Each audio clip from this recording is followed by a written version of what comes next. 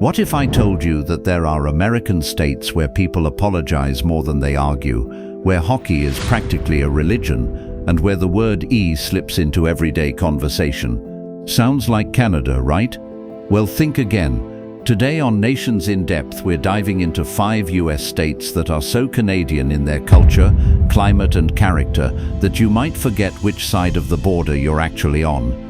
And trust me, number 3 on our list will absolutely blow your mind. It's more Canadian than some actual Canadian provinces.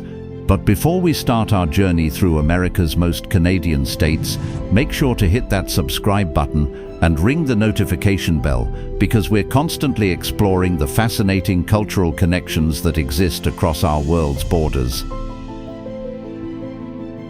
Our first state is so polite, they make actual Canadians look rude. Welcome to Minnesota, the land of 10,000 lakes and approximately 10 million U-bets. If you've ever wondered what would happen if Canada had a secret love child with America, Minnesota would be that child. Let's start with the obvious, the accent. Minnesotans don't just sound Canadian, they've practically perfected the art of Canadian speech patterns. You'll hear "oh yeah, sure" more often than "yes, absolutely," and don't even get me started on how they pronounce "about." It's dangerously close to a boot, but it goes way deeper than just how they talk. Minnesota's obsession with hockey rivals any Canadian province. The state of hockey, as they call themselves, has produced more Olympic hockey players than most countries. Their high school hockey tournaments are bigger events than some professional sports finals. Then there's the weather worship. While most Americans complain about cold weather, Minnesotans embrace it like a long-lost friend. Ice fishing isn't just a hobby here, it's a cultural institution.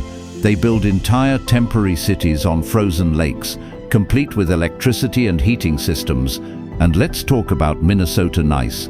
This isn't just politeness, it's practically a supernatural ability to avoid conflict while passive-aggressively making their point. It's so Canadian that actual Canadians study Minnesota nice to improve their own politeness game. Than most Canadian provinces, and that's just the beginning.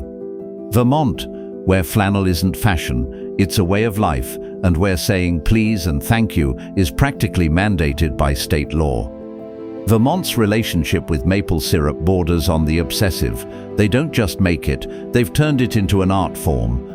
Vermont produces about 50% of America's maple syrup, and their quality standards are so high that Canadian maple syrup producers actually come here to learn techniques. But here's what really makes Vermont Canadian: their approach to healthcare and social services.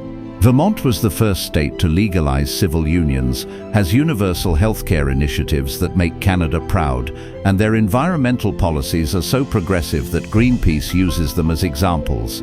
The cultural similarities are uncanny. Vermonters have mastered the art of the apologetic disagreement. They'll debate politics, but they'll do it over locally sourced craft beer while acknowledging everyone's valid points. It's like watching Canadian Parliament if Canadian Parliament actually accomplished things. And don't get me started on their obsession with outdoor activities. Cross-country skiing, snowshoeing, hiking. If it involves nature and requires layers of clothing, Vermonters are all over it. They treat blizzards like other states treat sunny days. Hold on to your toques, because this state is so Canadian that Canada actually tried to claim it twice. Alaska, America's final frontier that acts more like Canada's extended backyard. Here's a fun fact that'll knock your socks off. Alaska shares a longer border with Canada than it does with the continental United States. But it's not just geography that makes Alaska Canadian, it's everything else. Let's start with the wildlife management. Alaska's approach to living alongside bears, moose and wolves is identical to Canada's. They don't just coexist with dangerous wildlife, they've developed a cultural respect for it that's purely Canadian in nature. The social dynamics are fascinating. Alaskans have this uniquely Canadian ability to be fiercely independent while also being incredibly community-minded. When someone needs help, the entire community mobilizes, no questions asked, no payment expected. And the outdoor culture? Forget about it. Alaskans don't just embrace winter, they practically worship it. Ice fishing, dog sledding, aurora watching, these aren't tourist activities, they're Tuesday night entertainment. Here's the kicker. Alaska's political culture mirrors Canada's more than America's. They have universal basic income programs, extensive indigenous rights protections, and environmental policies that prioritize long-term sustainability over short-term profits. But what really seals the deal is the language. Alaskans use metric measurements for outdoor activities. They say "eh" unironically, and they've adopted Canadian slang at a rate that would make maritime provinces jealous. This coastal state is so Canadian that they practically invented maritime hospitality on the wrong side of the border.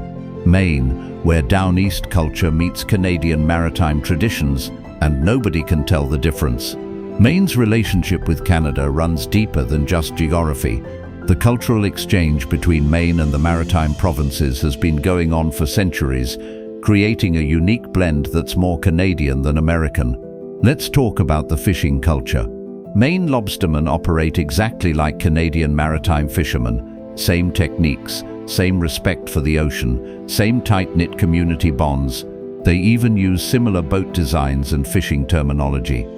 The social fabric of Maine is pure Canadian. Small communities where everyone knows everyone, where helping your neighbor isn't optional, and where community events are sacred traditions. Maine town meetings run exactly like Canadian municipal councils, polite, thorough, and surprisingly effective. And the food culture. Maine's obsession with seafood, particularly lobster and blueberries, mirrors Canadian maritime cuisine so closely that restaurants on both sides of the border share recipes. Here's what really makes Maine Canadian: their approach to tourism. Instead of commercializing their natural beauty, they've maintained it with the same environmental consciousness that defines Canadian conservation efforts. Our final state has a motto that's more Canadian than any actual Canadian provincial slogan. New Hampshire, where live free or die, somehow translates to live politely and help others in practice. New Hampshire's Canadian characteristics are subtle but undeniable. They have no state income tax, no sales tax, but somehow maintain excellent public services, a feat of governance that Canada would be proud of. The outdoor culture is intensely Canadian. New Hampshire residents don't just participate in winter sports, they've made them into community traditions. Their ski culture rivals any Canadian province, and their hiking community operates with the same environmental respect and safety consciousness. But here's what really makes New Hampshire Canadian: their political culture. Town halls that actually listen to citizens, local governance that prioritizes community needs, and a political discourse that remains civil even during disagreements. New Hampshire's approach to neighbor relations is purely Canadian. They'll shovel your driveway without being asked, they'll bring you soup when you're sick, and they'll argue about politics over beer and still be friends the next day. So there you have it, 5 American states that could easily pass for Canadian provinces. From Minnesota's perfect politeness to Alaska's wilderness worship, from Vermont's maple syrup mastery to Maine's maritime culture, and New Hampshire's community-first governance. What makes this even more fascinating is that these cultural similarities aren't accidental. They're the result of shared geography, similar climates, and centuries of cultural exchange across one of the world's longest undefended borders. These states prove that national identity isn't just about which side of the border you're on, it's about shared values, common experiences, and the way communities choose to treat each other. What do you think? Have you visited any of these states and noticed their Canadian characteristics? Let me know in the comments below which state surprised you the most, and don't forget to subscribe to Nations in Depth for more fascinating explorations of cultural connections around the world. Until next time, keep exploring the depths of our interconnected world.